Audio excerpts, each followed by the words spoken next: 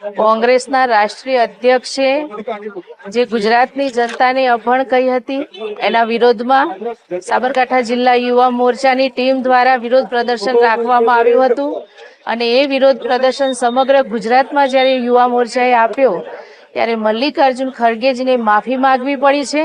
ગુજરાતીઓની અસ્મિતા પર એમણે જે વાર કર્યો હતો એના જવાબમાં ગુજરાતીઓએ જે જવાબ આપ્યો છે એના લીધે એમને ઝૂકવું પડ્યું છે। કોંગ્રેસની આ રાજનીતિ છે કે જ્યારે અન્ય રાજ્યોમાં અથવા તો દેશમાં ક્યાંય ચૂંટણી હોય ત્યારે આવા પ્રકારના બફાટ કરતા હોય છે, એમને હાર દેખાય છે એટલા માટે ગમે તે બોલતા હોય છે।